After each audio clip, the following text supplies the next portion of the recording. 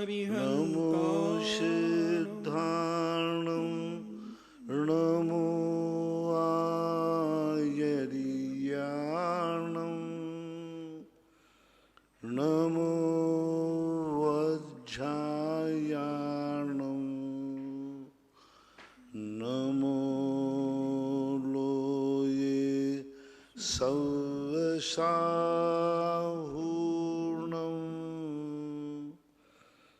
पंच परमेष्टि भगवान की जय। आचार्य श्री गुरुवर कुंद कुंद महाराज की जय। आचार्य श्री गुरुवर विद्यासागर महाराज की जय। परम पूजनीय नव्यापक श्रवण मुनि श्री सुधा सागर जी महाराज की जय। क्षुल्लक श्री गंभीर सागर जी महाराज की जय। सभी जिज्ञासु एवं श्रोतागण पूज्य मुनि श्री को नमोस्तु करें। जिज्ञासा प्रारंभ करता हूँ। पवन वंदना जैन सतना से पूछते हैं, नमोस्तु महाराज जी, वज्रवृषभ नाराज सैननधारी मनुष्य कायक्लेश तप किस तरह करते हैं? उन्हें क्या क्षुधा तिसा आदि सामान्य मनुष्यों की तरह ही प्रभावित करती है? बराबर करते। जैसा उनको अपन लोगों को कष्ट होता है, वज्रवृषभ नारायण संगन वाले को ही वैसा ही कष्ट होता है। क्षुधा तृषा रोग आदि सब वेदनाएं ऐसी ही होती हैं। फर्क इतना होता है कि उनकी सहनशीलता शक्ति, सहन करने की शक्ति ज़्यादा होती है। जैसे किसी को चुकौती ली, एक बच्चे को ली तो वो रो पड़ा, बड़े को ली तो रोया नहीं, उसने सहन कर लिया। वेदना तो दोनों को बराबर हो रही है। और बड़ा होगा तो बिल्कुल फीलिंग नहीं करेगा, लेकिन वेदना तो हो रही है। इसका उदाहरण है कि वो ही सुकमाल थे जो गृहस्थ अवस्था में सरसों का दाना चुभता था। उनकी माँ ने उन्हें एक कंबल मंगाया, मखमली कंबल, और उसको हाथों में देखते हुए, मखमल को देखते हुए कहते हैं, माँ ये कांटों वाला कंबल क्यों मंगाया? कंबल मखमल का था। और सुकुमार इतने सुकुमार थे कि बे मखमल के रुए उनको कांटे लगे। उनका ये कांटों वाला कंबल क्यों मंगाया? यानी मखमल के रुए भी जिन्हें कांटे के समान चुभते थे। और सुकुमार मुनि का नियम से वज्रवृषभ नाराज संगनन था, इसलिए ऐसी कोई बात नहीं। उनको भी वेदना होती है, मारकाट होती है। युद्ध में लड़ते हैं तो उनके भी हाथ पैर कटते हैं, उनको भी मारा जाता है, वो भी, उनका शरीर भी जलता है। उनके शरीर में भी अनेक वेदनाएं। कोटिभट्ट राजा श्रीपाल को कोढ़ निकला, वज्रवृषभ नाराज संगनन था। सनत कुमार चक्रवर्ती को कोढ़ निकला, वज्रवृषभ नाराज संगनन था। राजा अरविंद एक भवतारी दाह नाम का उनको ज्वर हुआ, बीमारी हुई। तो इस प्रकार के सब वेदनाएं जैसे अपन को होते हैं ऐसे उनको भी होती हैं। किंचित मात्र भी अंतर नहीं है। बस ये है कि उनकी सहन करने की शक्ति ज़्यादा होती है। और फ्रैक्चर उनको भी होगा, लेकिन सहज रूप में इतनी जल्दी नहीं होगा। हड्डी तो टूटेगी, लेकिन हड्डी के ऊपर उनका एक पट्टा चढ़ा हुआ है, अंदर चमड़े का। पट्टे चढ़ने होने से छोटे मोटे झटके लगने पर उनका फ्रैक्चर नहीं होता, लेकिन विशेष लगने पर नहीं होगा, सो बात नहीं। पट्टा भी फट सकता है, पट्टा मजबूत है, सब कुछ है। बस ऐसे ही मान लेना चाहिए। जैसे तखत है ना, तखत को पाए पू दिए हमने, एक ने कील लगा दी, एक ने और लोहे का एक पांचा लगा दिया चारों तरफ से, तो मजबूती तो बनी, लेकिन वो टूट नहीं सकता, सो बात नहीं, जल्दी नहीं टूटेगा, ऐसा मानना चाहिए। प्रतिभा जैन भीलवाड़ा से पूछती है, गुरुदेव नमोस्तु, आपने बताया था कि एक समयवर्ती परिणाम से किस प्रकार अष्टकर्म उनकी उत्तर प्रकृतियां बंद को प्राप्त होती हैं। गुरुदेव जिज्ञासा ये है, क्या संवर और निर्जरा भी उनकी ऐसी ही होती हैं? एक समयवर्ती परिणाम से किस विशेष कर्म की संभव निर्जरा होती है? जैसे 70 कोड़ा कोड़ी का जो कर्मों का बंध एक समय में हो जाता है, उतने ही निषेक पुंजों की निर्जरा एक समय में होती है। 1.5 गुण हानि वृद्धि चलती रहती है। उतनी बंद, उतनी सत्ता, उतनी निजरा, यानी उसमें थोड़ी बहुत घटबड़ होती है, लेकिन 1.5 गुण हानि वृद्धि बराबर होती है। जितना जीव बंद करता है एक समय में, उससे कई गुनी एक समय में निर्जरा भी कर सकता है। एक समय की निर्जरा का पुंज ज्यादा हो सकता है। कई बार बंद का पुंज तो मान लो 7 कर्म रूप उसने बंद कर लिया, लेकिन निर्जरा तो उसने गुणकार करण आदि लब्धि आदि करके और सारे कर्मों को कितना 70 कोड़ा कोड़ी कर्म की सत्ता पड़ी है, 30 कोड़ा कोड़ी। और जैसे वह सम्यक दर्शन प्राप्त करने किया, अंतः कोड़ा कोड़ी रह गया, यानी 1 करोड़ रह गया, 1 करोड़ के अंदर अंदर रह गया। इतनी स्थिति को वह एक अंतर मुहूर्त में कम कर देता है। निषेकों की निर्जरा भी कम कर देता है। बंद से भी ज्यादा कई बार निर्जरा का निषेक संख्या ज्यादा होती है। ये बात अलग है कि 1.5 गुण हानि वृद्धि का नाम जो रखा वो रहेगा। जैसे मान लीजिए उन्होंने कहा दहाई प्रमाण बंद होता है, दहाई प्रमाण सत्ता है और दहाई प्रमाण निर्जरा होती है। लेकिन दहाई प्रमाण तो 100 हो गया, लेकिन दहाई कितनी होती है? दहाई कहाँ से शुरू होती है? इकाई दहाई 10 से 99 तक। अब 10 से 99 तक दहाई है, 100 से 999 तक सैकड़ा है, 100 से लेकर 999 तक सैकड़ा है। लेकिन अंतर कितना है? एक 101 नंबर का परिणाम कर रहा है, बंद कर रहा है, और 999 नंबर की निर्जरा कर रहा है। और वहाँ कहा जाएगा सैकड़ा, 1 सैकड़ा प्रमाण बंद किया और 1 सैकड़ा निर्जरा की। तो उसमें जो हीनादिक होता है, ऐसा होता है एक समय अनेक समय के पुंजों को इकट्ठा करके फिर वो उदय में देता है। कई बार तो एक अंतर मुहूर्त में जो मोक्ष प्राप्त करते हैं, एक अंतर मुहूर्त में वो अनादि मिथ्या दृष्टि सम्यक दर्शन प्राप्त करता है, मुनि बनता है, केवल ज्ञान प्राप्त करता है, सारे गुण स्थान पार करके मोक्ष चला जाता है। अब बोलो, एक अंतर मुहूर्त में अनादि मिथ्या दृष्टि था, यानी जितने सारे कर्मों को एक साथ इकट्ठा करके उसने उदय में दे दिया। तो कई बार उदय का पुंज बंद पुंज से ज्यादा होता है। नमोस्तु महाराज जी, त्रिवार नमोस्तु।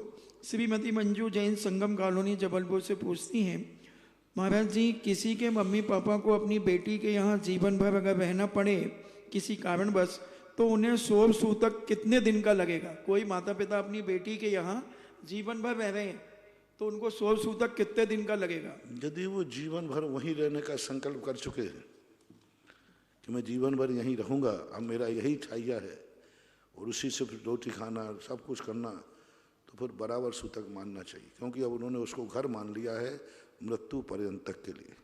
सम्यक जैन अशोक नगर से पूछते हैं, नमोस्तु गुरुदेव, मेरी जिज्ञासा है कि राग में और स्नेह में क्या अंतर है?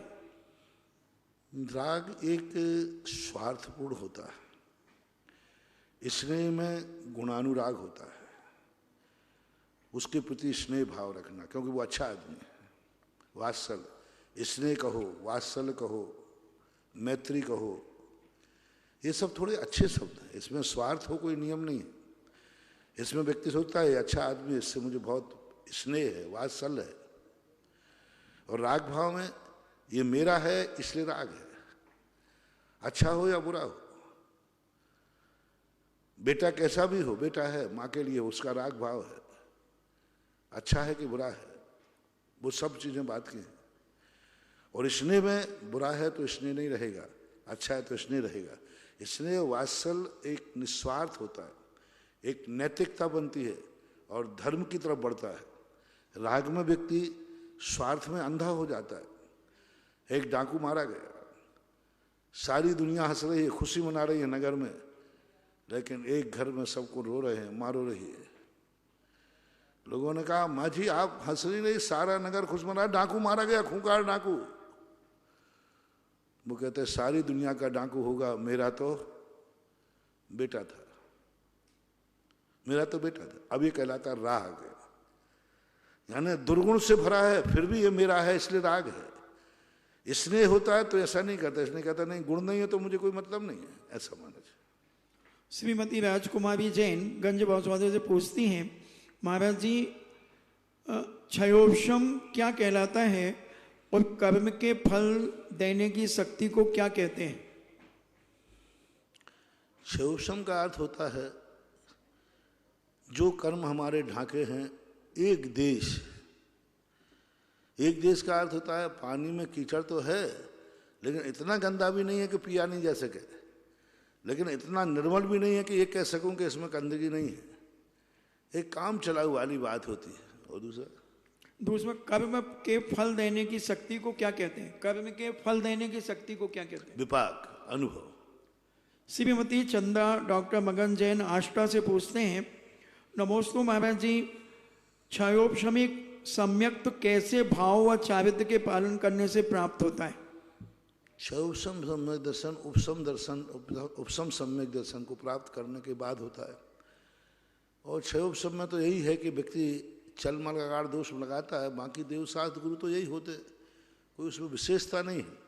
पर देवसात गुरुओं में भी वह अपने स्वार्थ के वशीभूत फर्क भेद डाल देता है। शांतिनाथ शांति की करता, पारसनाथ संकट के हरता, तो ये सारे परिणाम उसके अंदर बनते हैं, लेकिन वो मूल 24 भगवानों को छोड़ के बाहर नहीं जाता, ऐसा मानना चाहिए। टीकम चंद जैन बढ़ियात्या भीलवाड़ा से पूछते हैं, नमोस्तु महाराज जी, उनकी जिज्ञासा है कि मैं तपोदय में दर्शन करने आया और मेरे मुख से वाह निकल गया क्षेत्र को देखकर, तो मेरी भावना है कि भारत में हाईवे व अन्य गांवों में मार्ग पर जहां हमारे मुनि व साधु संत व आर्यिकाओं के पद विहार होते हैं, तो वहां अगर रास्ते में भी उनके रुकने आदि के विश्राम गृह बन जाएं आपके आशीर्वाद से, तो महाराज जी बहुत अच्छा होगा। ऐसा उनका। कहाँ पे? रास्ते में, रोडों पे 20-20, 25-25 किलोमीटर पे बनाओ। आप लोग तैयार हो जाओ, मैं आशीर्वाद देता हूँ। बनाना तो आपको है, जो जिस एरिया का हो, जहाँ रास्ते में नहीं हो बनावे। सबसे बड़ी समस्या होती है कि बना तो दे लेकिन सभी साधु एक समान ही विहार करें। कोई 10 किलोमीटर करते, कोई 5 करते, कोई 25 करते, कोई 10 करते। सब साधुओं के व्यापार की गति अलग अलग होती है। तो हमने मान लीजिए 10-12 फीट पर बना दिया, उन्होंने कहा आज तो मैं 20 किलोमीटर चलूँगा, 18 किलोमीटर चलूँगा। एक दूसरी बात है कि इतना कम विहार होता है कि साल में 2-4 बार काम आता है। शेष समय उसके रखाने के लिए चौकीदार रखो, तो 5-7-10 हज़ार रुपया चौकीदार को हर महीने चाहिए। तो महाराज आएंगे साल भर में 5 बार। तीसरी बात है कि फिर वो खाली पड़ा रहता है तो दूसरे लोग कब्जे कर लेते हैं। लेकिन फिर भी यदि कोई बनाता है ऐसा, तो बहुत अच्छी तरह बनाना चाहिए। आवास दान की कोटि में आएगा वह। अनुमेहा आशीष जैन मुंबई से पूछते हैं, नमोस्तु महाराज जी, मेरे आराध्य गुरुवर कोटि कोटि नमन। आपका आभार गुरुवर, साल के पहले दिन आपके साक्षात दर्शन पाकर हम धन्य हो गए। मेरी जिज्ञासा है कि आप सब जगह अपना वात्सल्य और प्रेम बरसाते हैं, हम मुंबई वालों का भी सौभाग्य कब आएगा गुरुवर? सर्वत्र साधु नहीं जा सकता, श्रावक सर्वत्र साधु के पास आ सकता है। भारत इतना बड़ा है, इतना बड़ा देश है कि साधु पूरे जीवन में नियम ले रहे कि मैं भारत के हर गांव में जाऊंगा। कहाँ तक जा पाएगा? कुछ स्थान ऐसे बस यही है कि आप आना का जाना, तो साधु का विहार तो नियत के अधीन है। तुम साधु के पास आकर के और साधु का लाभ ले सकते हो। आदि कुमार नागपुर महाराष्ट्र से पूछते हैं, महाराज जी नमोस्तु अनंतों बार, घर का भेदी लंका ढाए, ऐसी एक कहावत आती है। उसमें विभीषण को घर का भेदी कहा है, लेकिन गुरुदेव विभीषण ने तो अच्छा किया, अन्यायी रावण का त्याग करके उसने न्याय प्रिय रामचंद्र जी का साथ दिया। क्या इस कहावत से विभीषण का अन्याय पक्ष देखा जाता है? हमेशा एक ही वस्तु को कई दृष्टिकोणों से देखना चाहिए। जब उनके हम गुणों की दृष्टि से देखते हैं तो उसने बहुत अच्छा किया, लेकिन जब पारिवारिक दृष्टि से देखते हैं तो यह दृष्टिकोण अनेक है। विभीषण एक परिवार का सदस्य था, एक भाई था, एक लंका का प्रतिनिधि था। जब उससे से दृष्टि देते तो घन का भेदी लंका ढाए वाली बात हो जाती है। वो तो हुए। यदि लंका ढाए का अर्थ है, तुम बुरा क्यों ले रहे हो? घर का भेदी लंका ढाए, अच्छा है लंका घर ढा लेना था। यदि विभीषण नहीं होता तो रामचंद्र जी रावण को मारना ही मुश्किल था। वैष्णव दर्शन के अनुसार तो वो मर ही नहीं सकता, कितनी बार शीश काट दिए वो फिर से बन जाते थे, विभीषण ने बताया। तो एक पारिवारिक दृष्टिकोण कहलाते हैं। किसी भी जहर एक दृष्टि से देखो तो मारता है, लेकिन वैद्य के हाथ में देखा जाए तो कहे औषधि है। अब वैद्य जी कह रहे हैं जहर है, बहुत बड़ी दवाई है। दुनिया कहते महाराज जी हलाहल जहर है। सत्य क्या है? जहर मान के फेंक दूं या वैद्य जी का कहना मान के शीशी में रख लो? वैद्य जी कहते हैं इसको शीशी में रखो, ये बहुत कीमती जहर है, हजारों के प्राण बचाएगा। और सारी दुनिया कहती है जहर है, इसको कोई खा नहीं ले। अब फेंकना है कि रखना है? जहर है, जहर है। अब निर्णय करना है फेंकना है या रखना है, प्रशंसा करूं या निंदा करूं। वैद्य होगा तो प्रशंसा करेगा, रखेगा, और जो वैद्य नहीं है वो फेंक देगा। इसी प्रकार से जब स्थितियां बनती हैं तो एक निर्णय करने की स्थिति आती है कि वही चीज सत्य भी है, असत्य भी है। ये दृष्टिकोण है कि विभीषण ने अच्छा किया या बुरा किया। जैसा मैं कहता हूं जहर खाएगा तो मरेगा, लेकिन वैद्य की अपेक्षा देखा गया तो जहर खाएगा तो बचेगा। वैद्य जी कहते हैं कि ये व्यक्ति मर रहा है, इसे एक ही वस्तु बचा सकती, जहर। और दूसरा कह रहा है साहब इसने जहर खा लिया, बचाओ नहीं तो मर जाएगा। एक का जहर निकाला जा रहा है, वही जहर एक को कह रहा कि यदि वो जहर मिल जाए। एक ने जहर ने पी लिया और वो मरणासन पे, डॉक्टर साहब बचाओ, इसने जहर पी लिया, आधा शीशी में बचा था।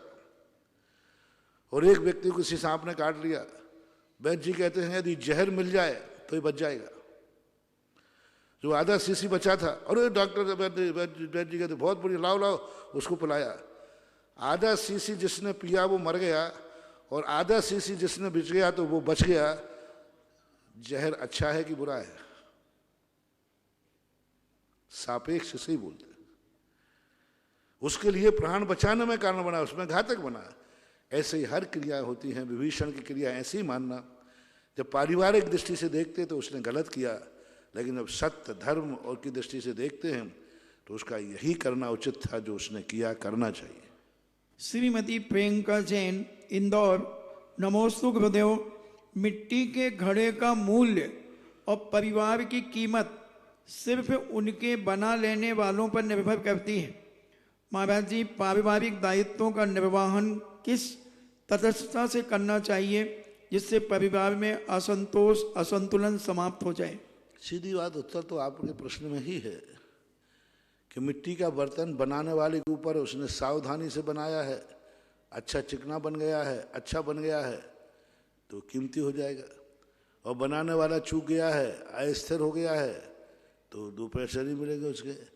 तो जो उसको संस्कार देने वाला है वह व्यक्ति उसके प्रति कितना चिंतित है, कितना कर रहा है, उतना ही मानना चाहिए। ऐसा।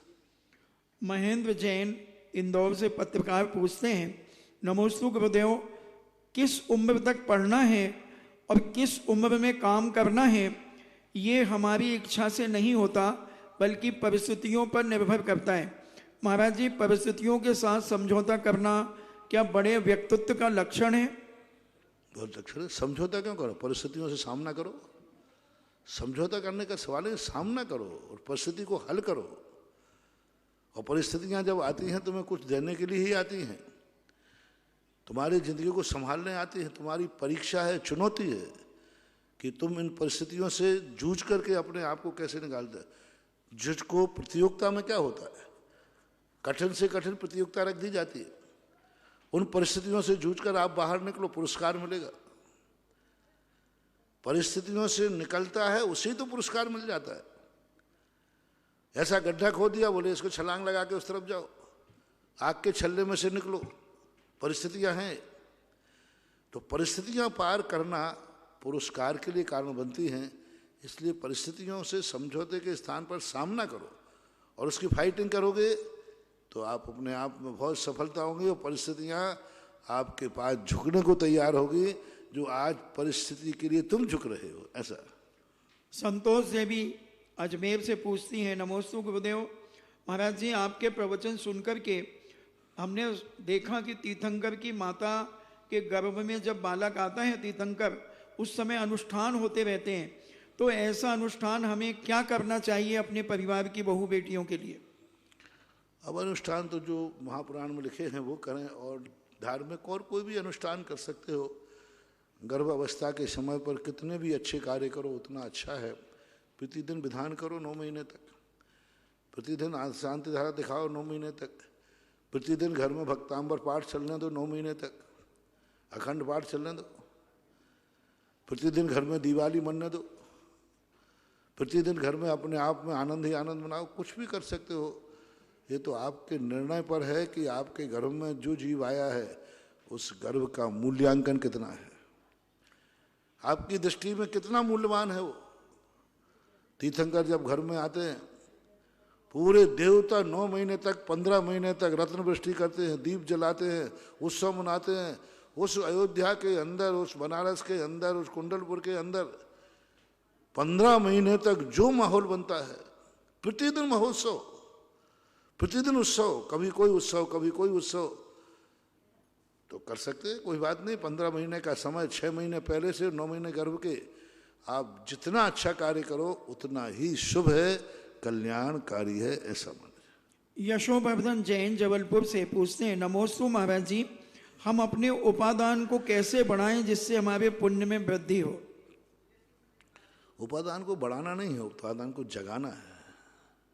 उपादान तो भरा पड़ा है, समस्त प्रकार की शक्तियां हैं। उन शक्तियों को पहचानो और उन्हें उजागर करने के लिए, दुनिया के सामने लाने के लिए आपको पहले एक बार उसका प्रैक्टिकल करना चाहिए, जिससे हिम्मत आ जाती है। और अच्छा, उपादान को जगाने के लिए दूसरा तरीका, जिस कार्य को तुम करना चाहते हो उस कार्य को उसको पहले किसने किया उसके अनुभव पूछ लीजिए, उसने कहाँ उतार चढ़ाव में कैसे निपटा उससे पूछ लीजिए। अथवा स्वयं अपने आप में इतना हौसला रखिए कि मैंने जो ठान लिया है वह मैं करके रहूँगा, क्योंकि मैं एक संकल्प शक्ति, इच्छा शक्ति बहुत बड़ी शक्ति होती है, और इच्छा शक्ति यदि मजबूत है तो आपकी होनहार अच्छी होगी। अयाना जैन गुना से कहती है, नमोस्तु महाराज जी, मेरा घर बहुत संपन्न है और हम सब प्रकार से दान देने में योग्यता रखते हैं, मगर मेरे पिताजी मेरी माँ को दान देने में विघ्न डालते हैं, तो उन्हें क्या कर्म का बंध होगा, किस कारण से विघ्न डलता है? अंतराय कर्म का बंध होगा। धीरे धीरे करके उनके हाथ में ऐसी सिद्धि आ जाएगी कि वो जिसको छुएंगे उसी में घाटा लगेगा। धीरे धीरे उस हाथों की जो आज जिसको छूते हैं उसी में फायदा है, वही कल्याणकारी है। पलटने में देर नहीं लगना, तो कुछ दिन के बाद देखना आप जिस समय वो हाथ डालेंगे उसी में परेशान, उसी में घाटा होंगे, उसी में परेशान होंगे। क्योंकि उन्होंने जब था, मैं हमेशा कहता हूँ, आज जितने लोग गरीब हैं वे उनके ऊपर करुणा आती है, दया आती है, लेकिन जब हमने उनकी कुंडली उठा के देखी तो ये जितने गरीब हैं और जो जितना भिखारी है वो इसके पहले डाटा बिल्डिया डाल मियाँ के बराबर था। बहुत बड़े, सब गरीब लोग पहले एक निर्णय कर लें, जो गरीब है वे सब अतीत में अमीर थे। ये जिनवाणी का वचन है, अमीर थे, और इतना धन था कि आप खर्च करते तो भी नहीं कर पाते। लेकिन आपने धनी होने का फायदा उठाया कि वहाँ पर जाकर के उसने पापों में खर्च कर दिया, वैष्णव में, अय्यासी में खर्च कर दिया। दान की तरफ उसका भाव ही नहीं हुआ, पुण्य का उसने कार्य नहीं किया, तो ये बाहरी वैभव रूपी पुण्य रूठ जाता है और उसके मन में विकल्प आता है कि पापी को देखे क्या करेंगे धन से, क्या काम का है।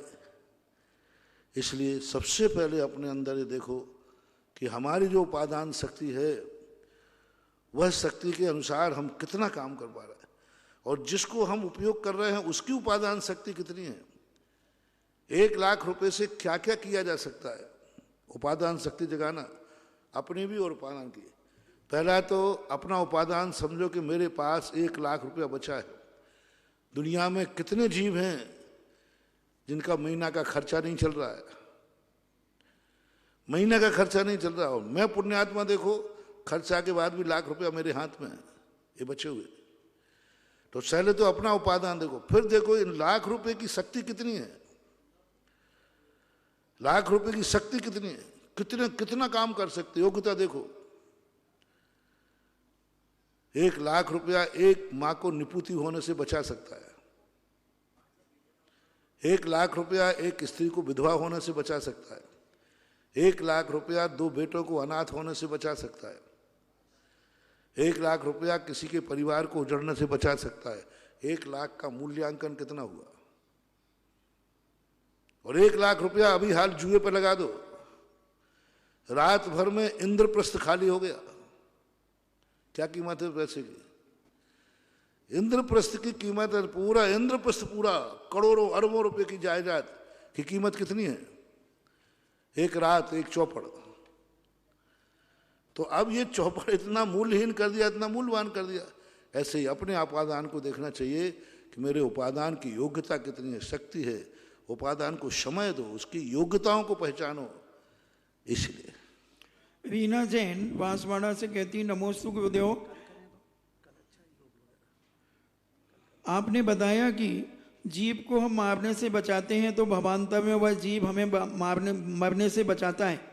तो मेरी जिज्ञासा है कि छोटे छोटे जीव, चींटी, मकोड़े, कॉकरोच आदि जीवों को हम मरने से बचाते हैं, तो क्या ये हमें अगले भाव में हमारे ऊपर उपकार करेंगे? कर सकते, क्यों नहीं करें? कर्म है, उस जीव को तो याद रहता नहीं, लेकिन कर्म जो बांध दिया है वो कर्म को याद रहेगा। वो कर्म उसको उस समय याद रहेगा कि देख, तूने उस समय चींटी थी और इस समय चींटी तुम आग में जा रही थी, इन्होंने बचाया था, पैर पड़ने वाला था, इन्होंने बचाया था। वो कर्म उसको सब याद दिला देगा, सब चलता है। महिमा जैन अहमदाबाद से पूछती हैं, नमोस्तु महाराज जी, अगर किसी की कुंडली में 2 शादी का योग बताया जाता है तो पंडित कहता है कि खेजरी से इसका पहला विवाह कर दो, तो फिर इसके जीवन में ये 2 विवाह नहीं होंगे, तो क्या जैन धर्म में ऐसी मान्यता है? आगम में कहीं ऐसा कुछ देखने में नहीं आया।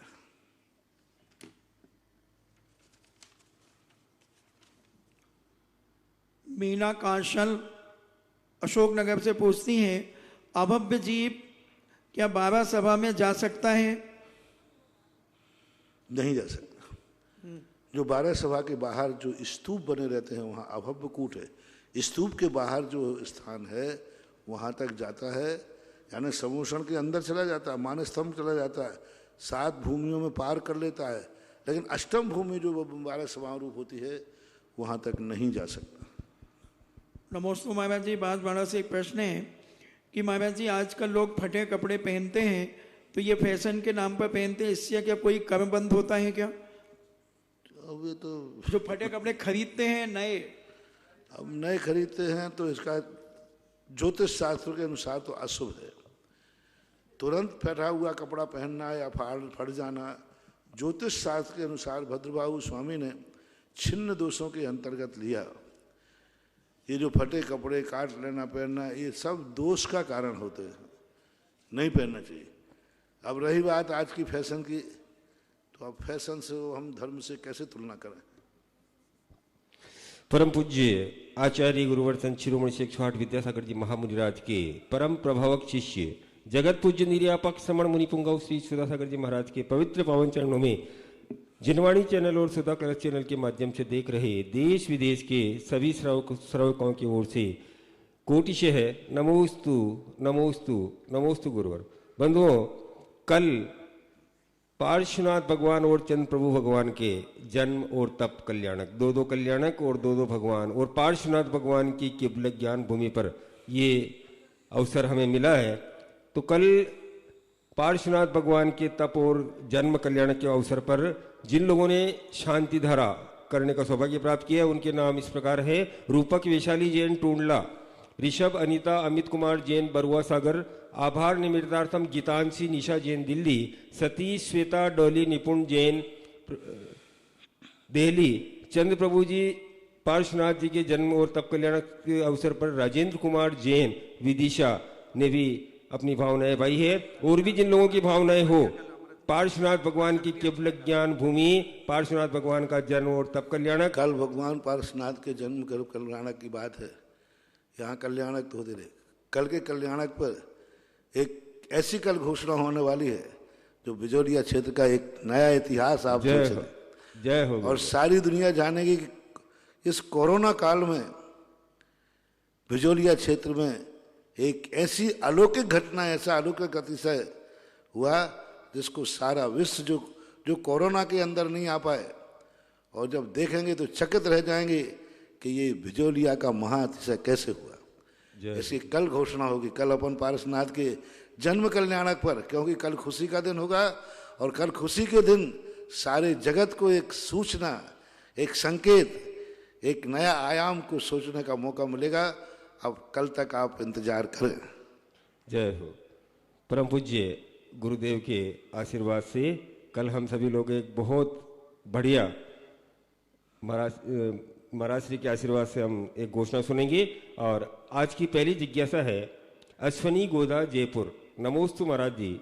महाराज श्री अभिषेक के लिए श्री जी को विराजमान करने के लिए पांडुक शिला पर श्रीकार लिखते हैं। जिज्ञासा है कि ऊपर बिंदु लगानी चाहिए या बिना बिंदु का श्री लिखना चाहिए, और भगवान और गुरु को श्रीफल कैसे चढ़ाना चाहिए, मतलब श्रीफल का चोटी वाला नुकीला भाग किस तरफ होना चाहिए, भारी भाग किस तरफ होना चाहिए।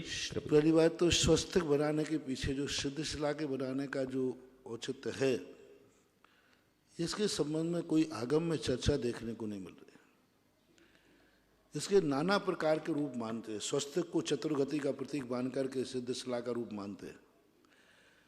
पांडुक शिला पर तो मात्र श्रीकार ही लिखा जाता है, स्वस्तिक लिखने की कोई बात तो है नहीं। श्रीपीठ क्लपते विशदाक्ष तो गई श्रीप्रस्तरे पूर्ण शशांक बिंबे आदि कह करके तो श्रीकार चंद्र करी वार्ता श्रीयमा लिखामी ऐसा कुछ आता है, तो वहाँ पर श्रीकार लिखने का उल्लेख है। पांडुक शिला के ऊपर श्रीकार ही लिखना चाहिए। जब खाली स्वस्तिक बनाना पड़ता है उस समय चंद्र बिंदु रख के नहीं बनाना चाहिए, स्वस्तिक बना करके चारों खानों में बिंदी रख सकते हैं। लेकिन चंद्रशिला आदि हर स्थान पर नहीं बनाई जाती।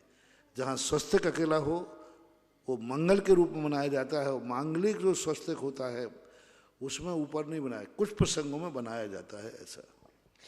अनिल जी पटवारी विजय की जिज्ञासा है। परम पूज्य गुरुवर नमोस्तु। महाराज श्री तत्वार्थ सूत्र में आया है कि इंद्रियों के दो भेद होते हैं, द्रव्य इंद्रिय और भाव इंद्रिय। द्रव्य इंद्रिय के दो भेद होते हैं, निवृत्ति और उपकरण, और भाव इंद्रिय के भी दो भेद होते हैं, लब्धि और उपयोग। तो मेरा प्रश्न ये है कि इंद्रियों के भेद क्या होते हैं, कृपया समाधान करें। इंद्रियां कहलाती हैं, सपोज कीजिए जो आँख है, अपनी आँख है, एक आँख के उपकरण होते हैं। उपकरण यानी पलक, ये ऊपर जो पलक है ये कोई आँख नहीं है, लेकिन आँख के ऊपर उपकार करते हैं। आँखों के बाल हैं, परोनी, ये आँख नहीं है, लेकिन अंदर धूल जाने से बचाते हैं ये उपकरण। और अंदर जो निवृत्ति उपकरण निवृत्ति कराती है, ये सफ़ेद है, कालापन है, ये जो रचना है ये अंतरंग द्रव्य इंद्रिय निवृत्ति कहलाती है। तो ये दो भेद, एक बाह्य उपकरण और एक अंतरंग निवृत्ति। निवृत्ति यानी आँख की रचना। अब जो उपयोगों के अंदर है लब्धि उपयोग भावेंद्रियम, तो उसमें क्या है कि आत्मा के प्रदेशों का उस इंद्रिय के आकार में रचना हो जाना, ये अभ्यंतर निवृत्ति कहलाती है। और फिर उसमें उपयोग जाना। अभी मान लीजिए उपयोग अपना आँख की तरफ नहीं है, कान की तरफ है, तो वहाँ आत्मा के प्रदेशों की रचना तो है लेकिन उपयोग नहीं है। वे आत्मा के प्रदेश देखने का काम कब करेंगे, जब अपना उपयोग आंख में जाएगा तो काम करेंगे। इस प्रकार से अभ्यंतर और बाह्य की बात मानना चाहिए। अगली जिज्ञासा ऑडियो के माध्यम से। मैं गौरवांशी छाबड़ा दिल्ली से। मेरे गुरुवर के चरणों में बारंबार नमोस्तु नमोस्तु नमोस्तु। गुरुवर, ऐसा कहा जाता है कि जो जितनी आयु लिखवा कर आता है उतनी ही जीता है, तो क्या इस आयु में उत्कर्षण या अपकर्षण हो सकता है? जैसे हमें लगता है कि किसी व्यक्ति की अकाल मृत्यु हो गई है, परंतु सिद्ध भगवान की दृष्टि में तो उसकी आयु समाप्त हो गई है, तो इसको हमें कैसे समझना चाहिए? कृपया जिज्ञासा का समाधान कीजिए। आयु में उत्कर्षण नहीं होता। जितनी आयु बंधी है उसमें से एक क्षण भी कोई बढ़ा नहीं सकता। आयु का अपकर्षण होता है।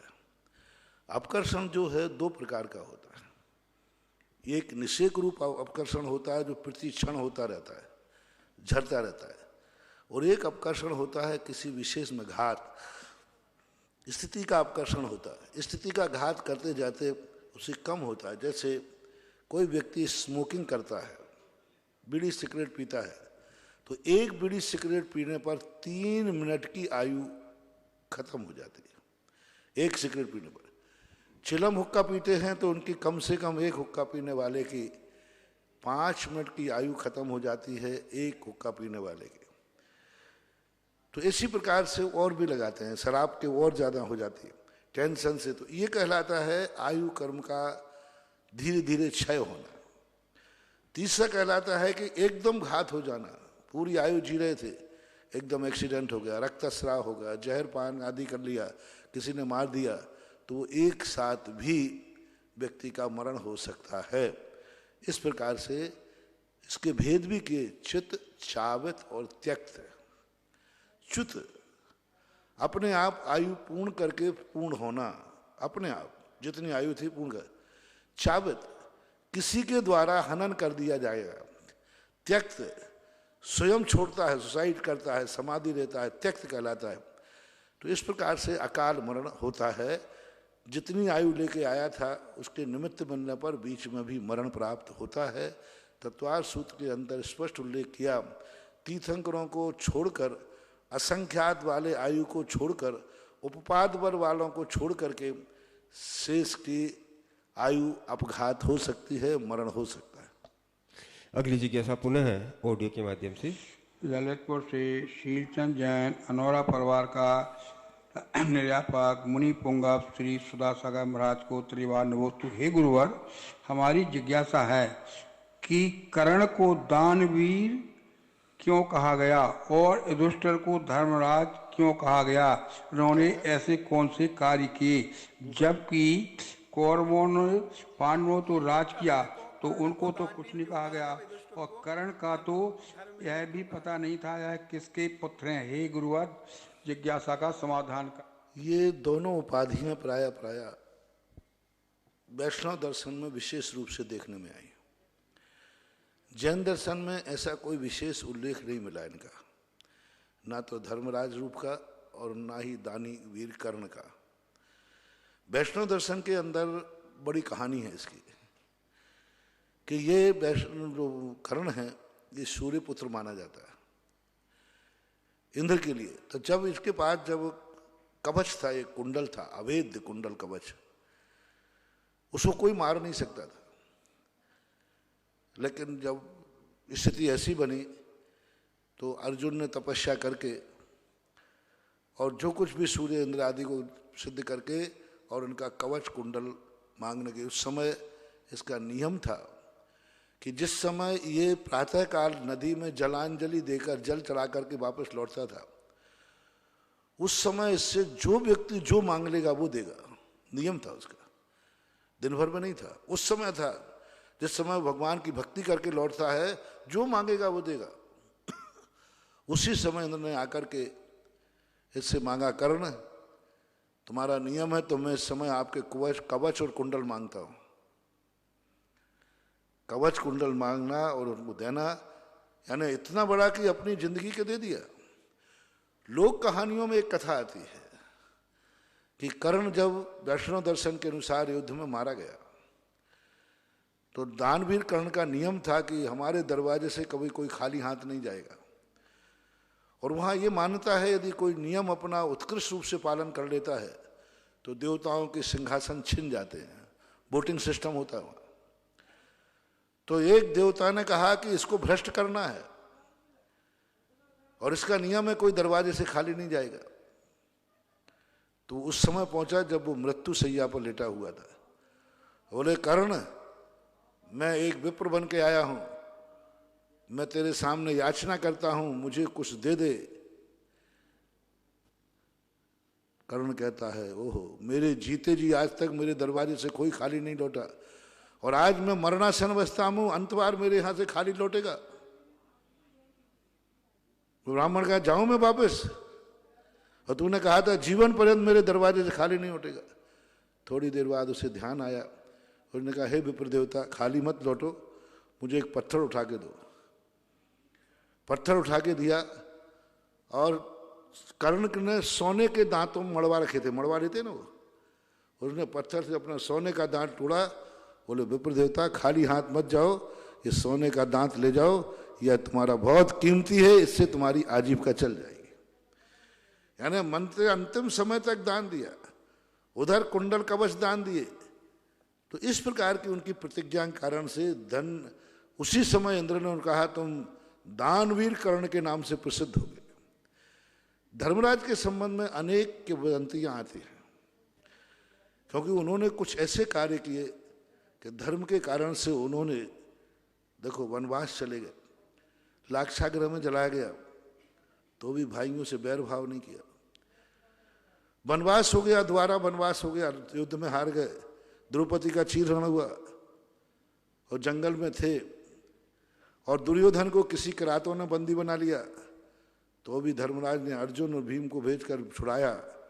यानी इतने अत्याचार करने के बाद भी वो अपना धर्म निभाना नहीं भूले, इसलिए उनको धर्मवीर, धर्म दुष्ट धर्मराज कहते हैं। ये दोनों उपाधियों के संबंध में जैनागम में कोई चर्चा नहीं है, प्रत्यक्ष से कोई चर्चा नहीं है कि इन्होंने ऐसा किया इसलिए उनको ये उपाधि मिली। वैष्णव दर्शन में जरूर ये दोनों नाम प्रसिद्ध हैं। अगली जिज्ञासा पुनः ऑडियो के माध्यम से। निर्यापक मुनिराज को नमोस्तु। महाराज श्री, आज के प्रवचन में आपने समझाया कि जिस चीज की जितनी उपेक्षा करते हैं वो और दूर हो जाती है, जैसे मेहमान, शरीर, कर्म। जिज्ञासा ये उठी कि हम तो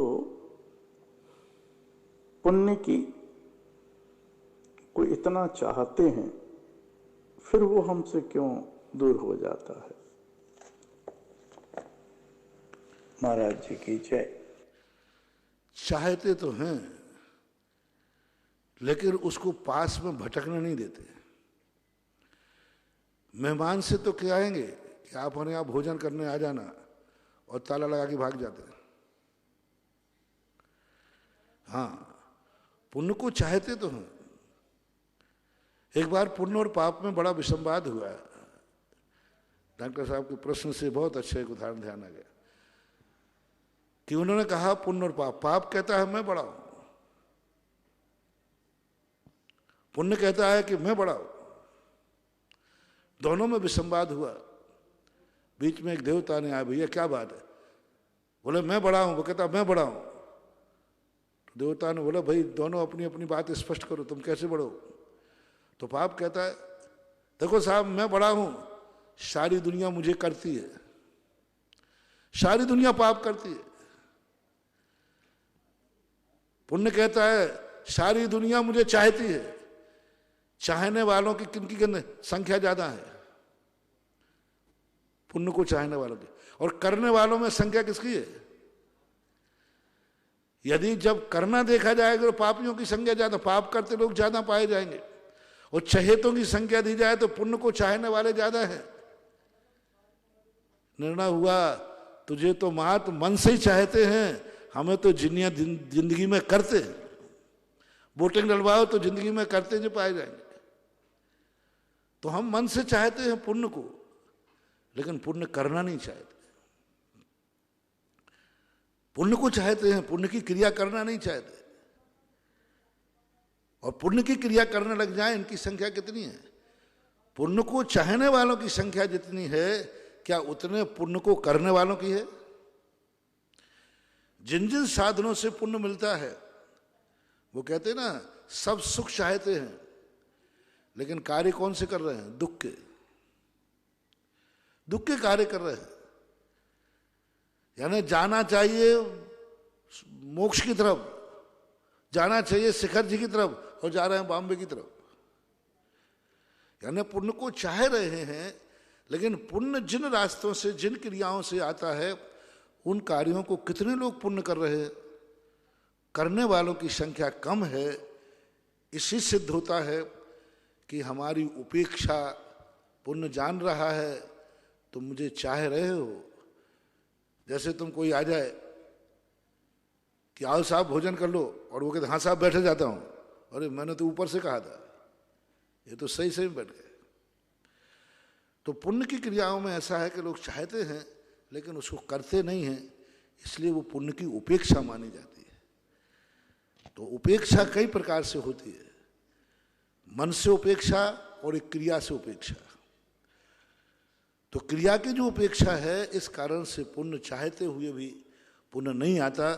वो जानता है कि ये मुझे चाह रहे हैं, बुला रहे हैं, लेकिन हम आ जाएंगे तो ये मेरा वो अच्छा नहीं मानेंगे जितना बुलाते समय कर रहे हैं। जितना हम पुण्य को चाहते समय उत्साह है, पुण्य की क्रिया करते समय उतना उत्साह नहीं है। पुण्य को चाह रहे हैं, लेकिन पुण्य की क्रिया करते समय हमें सोचना पड़ता है। जितनी पुण्य की क्रियाएं हैं उसमें सोचना पड़ता है। दान, पूजाएं आदि नियमों को पालन करने में कितना सोचना पड़ता है, कितना विचार करना पड़ता है। तो मन के लड्डू से, मन की चाहत से हमारी चाहना नहीं मानी जाएगी, क्रिया रूप भी चाहना होना चाहिए। बंधुओं, परम पूज्य श्री के आशीर्वाद से तपोदय तीर्थ क्षेत्र पर जो असीमकालीन भक्तामर विधान चल रहा है, उसको करीब 1 वर्ष पूरा होने जा रहा है। 31 जनवरी को 1 वर्ष पूरा हो जाएगा, लेकिन अभी भी बहुत सारे परिवारों ने अपनी तारीख नहीं दी है। तो मैं सभी से, जो भी लोग सुन रहे हैं, जिन लोगों ने अभी तक अपनी तारीख नहीं दी है, 2, 4, 5 दिन में आप अपनी तारीख दे दें, नहीं तो फिर तीर्थ क्षेत्र कमेटी जो तारीख आपके लिए देगी उसी तारीख को आपको विधान करना पड़ेगा। करीब 600 नाम हमारे पास यहाँ हैं, लेकिन करीब 250 नाम ऐसे हैं जिनने अभी तक तारीख नहीं दी है। तो मैं उन सभी से निवेदन कर रहा हूँ, अगर आपकी कोई मांगलिक तारीख है, आप शीघ्रता से। और यदि आप लोग तारीख नहीं दे सकते हैं, सोच पा रहे हो, तो फिर मेरे मुख से तारीख लो, मैं तारीख दूंगा परसों के बाद। जय हो। परसों तक आप लोग अपनी अपनी तारीख ले लो, और परसों के बाद गुरु मुख से तारीख लेना, और गुरु मुख से जो तारीख मिले वही तुम्हारे लिए मंगल है। जय हो, जय हो।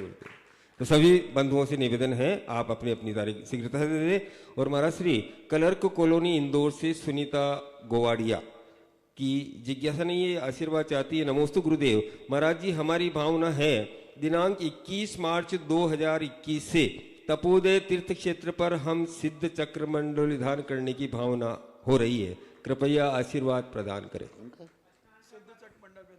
सिद्ध चक्र मंडल विधान करना चाह रहे 21 मार्च। अरे भाई, अभी कोरोना टाइम चल रहा है, क्या स्थिति बनेगी? क्या फाल्गुन की? हाँ, फाल्गुन की अष्टमी का। अब फाल्गुन की भाई मामला कमेटी का मामला है, मैं तो कुछ बोल नहीं सकता। और मैं कोई यहाँ रहूँगा, ये कोई नियम थोड़ी नहीं, वो आशीर्वाद चाह रही है महाराज जी।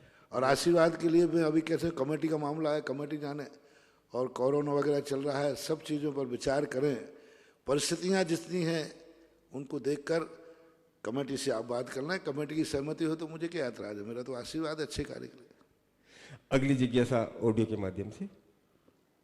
परम पूज्य गुरुदेव के चरणों में सुरेंद्र भारती परिवार का त्रिबार नमोस्तु। परम पूज्य मुनिश्री, संसार में 2 नीतियां चलती हैं, एक धर्म नीति और दूसरी समाज नीति। आज अनेक मामले ऐसे आते हैं जिनमें समाज नीति का धर्म से विरोध दिखाई देता है। ऐसे में मनुष्य को समाज नीति का अनुसरण करना चाहिए कि धर्म नीति का? कृपया समाधान कीजिए। मेरा दृष्टिकोण है, मैंने कई बार कहा,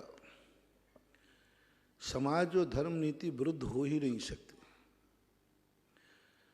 समाज की नीति है वो धर्म ने ही बनाई है, और धर्म की नीति है वो भी समाज ने ही बनाई। भगवान भी एक समाज के अंग थे, गुरु महाराज भी समाज के अंग थे। दुर्नीतियां आती हैं, वे मेल नहीं खाते, नीतियां तो मेल खाती हैं।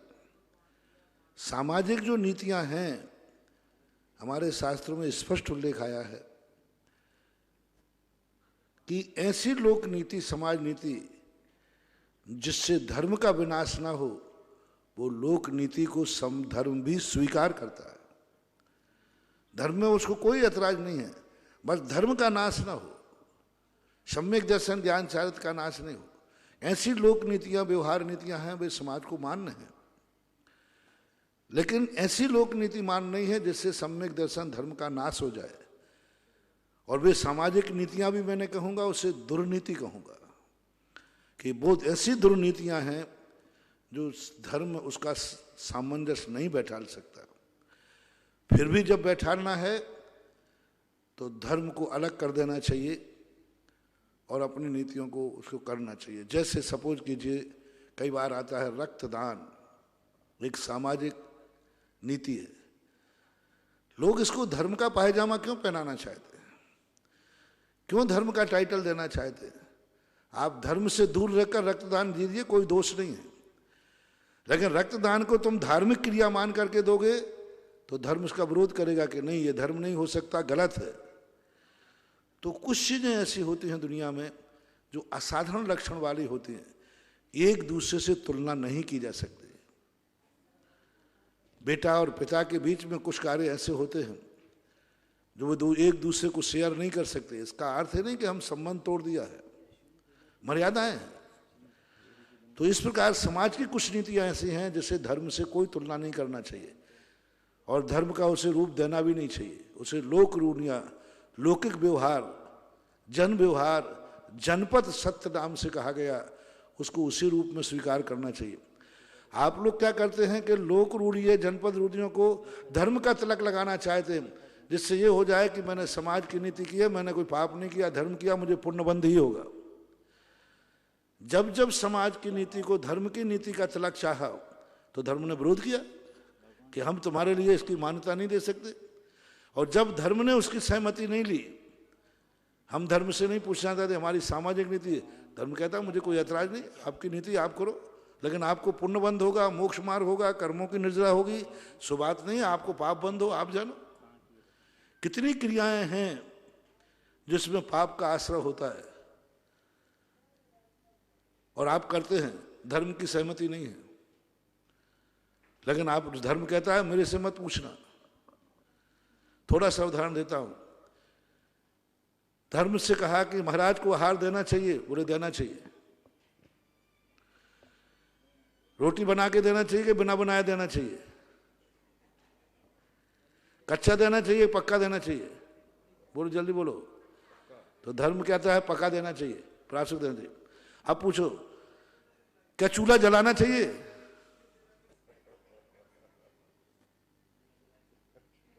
अब धर्म कहता है अब तुम ज्यादा पूछने में लग रहे हो चक्कर, अब चुप हो जाओ।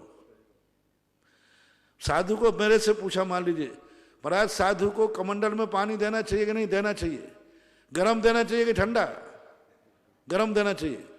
अब हाँ बोलते, तो फिर महाराज स्टोव जलाऊं कि गैस जलाऊं,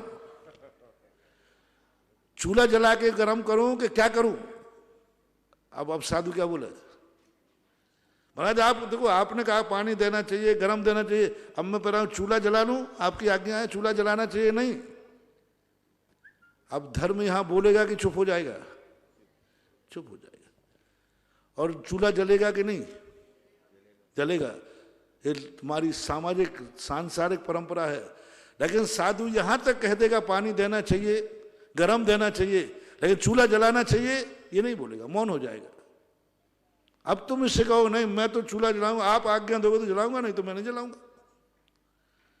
और चूल्हा जलेगा नहीं, पानी गर्म होगा नहीं, कमंडल में पानी आएगा नहीं। और तुम कह रहे महाराज आप कहोगे मैं तो आपके बिना पूछे तो कुछ करने वाला हूं नहीं, देखो मैं पक्का भक्त हूं, आपकी अनुमति नहीं मैं कुछ भी नहीं चूल्हा नहीं जलाऊंगा मैं। आप कह दो कि जलाओ, जला सकते हो। फिर पूछना महाराज सब्जी लाऊं कि नहीं, फिर पूछना महाराज जी देखो ये सब्जी काट लूं कि नहीं काटूं। फिर तुम पूछते पूछते कहां पहुंच जाओगे, पता नहीं कहां कहां ले जाओगे। फिर महाराज पहले आप बता दो, बिना पूछ, मैं आज्ञाकारी शिष्य हूं आपका। अब धर्म इसका विरोध कर देगा, नहीं मेरी कोई आज्ञा नहीं चूल्हा जलाने की। अब तुम कहोगे महाराज जी धर्म मेरे सांसारिक कार्य में अड़ंगा डाल रहा है। बोले क्या अड़ंगा डाल दिया? चूल्हा जलाने की मना कर दी, मैं आज्ञा नहीं दूंगा। तो फिर नीति कहती है, धर्मशास्त्र कहते हैं तुमने पूछा क्यों? पूछा क्यों? कितनी आज्ञाकारी हो, व्यक्ति से उतनी ही बातें पूछना चाहिए जिसमें वो आज्ञा देने में उसको संकोच ना हो। इसलिए सामाजिक नीतियों के लिए कुछ तो धर्म से अलग कर लो तो आपको कोई ऐतराज नहीं होगा, आपका सामंजस्य बढ़ जाएगा। और कुछ नीतियां ऐसी हैं सामाजिक जिसको धर्म खुशी खुशी आज्ञा देगा, दुर्नीतियों की आज्ञा नहीं मिलती है, ऐसा मानना चाहिए। रेखा जी इनकी जिज्ञासा है, महाराज श्री नमोस्तु, महाराज श्री मंदिर में भगवान के दर्शन करते समय क्या भाव होना चाहिए और भगवान से क्या बात करना चाहिए? ये प्रश्न तो ऐसा हो गया कि शायद केवली भगवान भी नहीं दे पाता। भाव तो यही होता है, बंदे तदगुण लब्धे, जिन गुण संपत्ति हो मध्यम, मैं भगवान जैसा बनूं। वार्तालाप का अर्थ ही है कि उनके गुणों को देख करके अपने गुणों की तुलना करते हुए और अपने मन में भाव भाना कि हे भगवान, ये गुण आपके पास हैं, वह मेरे में कब प्रकट हो। अपने भक्ति करना ही भगवान से बात करना है, और भक्ति में ही भक्त अपनी दोनों बातें कह देता है। अपनी भाषा में बोलता है, भक्ति में वो स्वयं ही बोलता है। जैसे वो एक नाटक होता है ना, नाटक एक ही व्यक्ति बोलता है, सबकी भाषा है। वो आता है ना पंचकणक भर में, व्यक्ति एक ही, वही लेडीज की बात बोल रहा है, वही पिता की बात बोल रहा है, वही बेटे, सारी भाषाएं एक ही बोलने वाला है। ऐसे ही भक्त होता है, भगवान के सामने ऐसा नाटक बनता है, वही तो भगवान बन जाता है, वही भक्त बन जाता है। भगवान की भाषा भी वही बोलने लग जाता है। भक्तांबर में देखो, देखा भगवान है ना, ऐसे बालम बिहाय जल संसत बिंदु बिंबो मन्या का एक क्षति जना सहसा, भगवान है ना ऐसे ही कि बालम बिहाय, यानी बालक ही ऐसा कर सकता है भगवान से। हाँ ऐसे ही कहते, हाँ भगवान आपने कह दिया ना, है। तो भक्ति में भगवान के सामने भक्त ही भगवान बनता है और भक्ति भक्त बनता है। दोनों आवाजें स्वयं निकालता है और कहता है मैं भगवान से बात करके आया हूं। अगली जिज्ञासा अनीता जैन की ओर से, नमोस्तु महाराज श्री। महाराज श्री 8वें गुणस्थान में क्षपक श्रेणी व उपसम श्रेणी वाले जीव होते हैं। क्षपक श्रेणी वाले मुनि महाराज के प्रथम सैनन वृज ऋषभ नाराज सैनन होता है, पर उपसम वालों के प्रथम 3 सैनन होते हैं। तो क्षपक श्रेणी वाले विशुद्धता आने पर श्रेणी चढ़कर 9वें में आ जाते हैं, पर परिणामों की विशुद्धि कम होने पर उपसम श्रेणी वाले 7वें में आ जाते हैं। तो मेरा प्रश्न यह है कि श्रेणी चढ़ने में परिणामों की विशुद्धता ही काम करती है, तो सैनन भी तो प्रथम 3 अच्छे हैं, तो सैनन का क्या रोल होता है श्रेणी चढ़ने में? श्रेणी में सैनन की सहभागिता तो है, लेकिन जब उपसम और क्षपक की तुलना करेंगे तो वहाँ विशुद्धि परिणाम, मान लीजिए दोनों वज्र सब नाराज संगनन वाले हैं, दोनों, एक उपसम श्रेणी चल रहा है, एक क्षपक चल रहा है, तो वहाँ संगनन तो बराबर है लेकिन परिणामों की विशुद्धि का अभाव है। तो उपसम श्रेणी और क्षपक श्रेणी में संगनन की मुख्यता गौण है, परिणामों की विशुद्धि ज़्यादा है। क्योंकि सभी वज्रसम नाराज संगनन वाले क्षपक श्रेणी ही चढ़ते हों और वज्रसम नारायण वाला उपसम श्रेणी नहीं चढ़ता हो, तब तो आपका प्रश्न जायज है। लेकिन यहाँ ये बात बराबर है कि उपसम श्रेणी 3 संगनन वाला चढ़ सकता है, क्षपक श्रेणी 1 वाला चढ़ता है, लेकिन परिणामों की विशुद्धि उसकी ऐसी है कि वो उपसम कर पा रहा है, क्षय नहीं कर पा रहा है।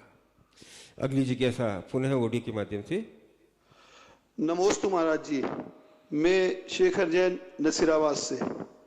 महाराज जी, आज एक कोटेशन पढ़ने में आया जिसमें लिखा था कि मंदिर में बैठे भगवान को तो आपने बनाया है, उसका ध्यान कब तक करोगे? अब तो उस भगवान का ध्यान करो जिसने तुम्हें बनाया है। तो महाराज जी, इसके अनुसार तो मंदिर में बैठे भगवान का कोई औचित्य ही नहीं रहेगा, इसको कैसे समझना चाहिए? उस व्यक्ति को ये अहंकार है कि मैंने भगवान को बनाया है, मंदिर में बैठे भगवान को हमने बनाया है। भगवान को बैठे तुमने नहीं बनाया, तुमने तो मात पत्थरा बनाया है, आकार दिया है। भगवान तो स्वयं विराजे है। जिस भगवान ने तुम्हें बनाया है वही भगवान तो उस पाषाण में बैठा है। कितना मूर्ख है वो व्यक्ति कि भगवान को बनाया, जैसे उस भद्रस भगवान की बात को लेकर के पाषाण में कोई दूसरे भगवान है क्या? इसी बात को लेकर के जैनियों में 2 मत खड़े हुए, एक मूर्ति पूजक और एक मूर्ति को पूजा नहीं करता। दिगंबर श्वेतांबर में दोनों में। दिगंबरों में ऐसे लोग तारणपंथी माने जाते हैं, श्वेतांबर में ऐसे लोग स्थानकवासी माने जाते हैं। वो भगवान को नहीं मानते, मूर्ति को नहीं मानते, भगवान को तो मानते।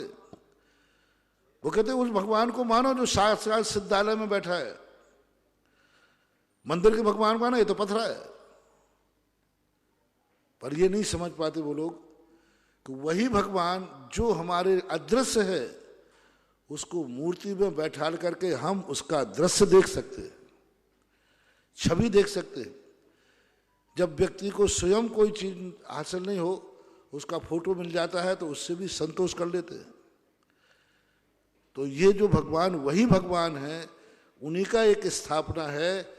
इन भगवानों में अलग अलग जो मानता है, जैन दर्शन ने स्पष्ट कहा सिद्धालय में बैठा हुआ भगवान और मंदिर में बैठे हुए भगवान में कोई अंतर नहीं है, किंचित मात्र भी अंतर नहीं। क्योंकि जो सिद्धालय के भगवान में गुण हैं, पंच कल्याणक में वही गुण बनाए गए। तभी तो नाभि राय बनाए गए, माता मरुदेवी बनाए गए। तुम्हारे द्वारा बनाए गए होते तो तुम उनके बाप होते, तुम उनके बाप होते। तुमने भगवान को बनाया ना, तो तुम तो बाप हो गए और भगवान तुम्हारे छोरा हो गए। लेकिन पंच कल्याणक में तुम्हारे द्वारा भगवान का जन्म नहीं हुआ, नाभि राय के द्वारा हुआ, मरुदेवी के यहां हुआ। यानी मरुदेवी और नाभि राय बनाने का अर्थ है कि ये वही भगवान है जो मरुदेवी की गोदों में जन्म दिया था। मेरू पर्वत पर अभिषेक कराने का अर्थ क्या है? ये तुम्हारे भगवान नहीं है, ये वही भगवान है जिनका मेरू पर अभिषेक हुआ था। केवल ज्ञान कराने में समोषण बनाने का अर्थ क्या है? ये वही भगवान है जो समोषण में बैठे थे, तुम्हारे द्वारा बनाए हुए भगवान नहीं है। इसलिए ऐसी जैन दर्शन की मान्यता नहीं है। कोई दूसरे लोग मानते हो तो बात अलग है। यदि ऐसी मान्यता करोगे तो कबीरदास कहते हैं पाहन पूरे हरि मिले तो मैं पूजू पहाड़। तुम्हारे द्वारा बने हुए भगवान यदि पूजनी है तो तुम तो पथरा से ज्यादा कुछ नहीं बना सकते। ये भगवान वही साक्षात हैं। दोनों में एकत्व बुद्धि रखना चाहिए, तभी हमारे लिए जैन दर्शन तो सिद्धालय के भगवान और मंदिर के भगवान में कोई भेद मानता ही नहीं है। अगली जिज्ञासा पुनः ऑडियो के माध्यम से। जिन आगम को सर्वोत्कृष्ट शिखर पर रखने वाले मेरे इष्ट गुरु को मेरा और मेरे परिवार की ओर से त्रिवार नमोस्तु। मैं उज्जैन से राष्ट्रीय जैन। हे गुरुवर, जिन जीवों की आहार आदि पर्याप्तता पूर्ण नहीं होती है वह अपर्याप्त जीव होते हैं, तो वह अपर्याप्त जीव कौन कौन से होते हैं गुरुवर? नमोस्तु नमोस्तु नमोस्तु। सभी में अपर्याप्त होते हैं। मनुष्य त्रयंशों में अपर्याप्त जीव होते हैं। अपर्याप्तियां तो चारों गति में होती हैं। देव भी अपर्याप्त होते हैं, लेकिन वो उनके पर्याप्त नाम कर्म का होने से उनकी अपर्याप्त दशा होती है। अपर्याप्त दशा में नरक, त्रियंश, मनुष्य और देव सभी गतियों में होते हैं, लेकिन अपर्याप्त नाम कर्म का होता है मात्र मनुष्य त्रियंशों में होता है। तो जितने मनुष्यों की पर्याय हैं उन सब में अपर्याप्तक होते हैं। जितने त्रियंशों की पर्याय हैं उनमें अपर्याप्तक होते हैं। उनमें भी भोग भूमि के जीवों में अपर्याप्तक दशा नहीं होती, सब पर्याप्त नाम कर्म के होते। कर्म भूमि में जो जीव होते हैं उनमें अपर्याप्त दशा होती है। मनुष्यों में, त्रियंशों में भोग भूमि को छोड़ करके बाकी सभी त्रियंशों में अपर्याप्तक होते हैं। ऐसा एक इंद्रिय, दो इंद्रिय, निगोदिया, संगी पंचेंद्रिय, इन सब में मानना चाहिए। आज की जिज्ञासा समाधान का समय यही समाप्त हुआ है। आज परम पूज्य श्री के हारचर्य का सौभाग्य प्राप्त किया था श्रीमान प्रकाश चंद्र जी, सुरेश कुमार जी, लोकेश जी, मनोज जी, गोधा परिवार बुजुर्ग ने। तो आरती के लिए आप तैयार रहेंगे। जिनवाणी स्तुति के लिए सभी लोग खड़े हो जाएं। जिनवाणी के ज्ञान से सूझे लोकालोक, सुवाणी मस्तक धरूं सदा देत हूँ डोक। हे जिनवाणी भारती तो ही जपो दिन रे। इस कार्यक्रम के पुण्यार्चक थे जयंती परिवार, अलवर, राजस्थान।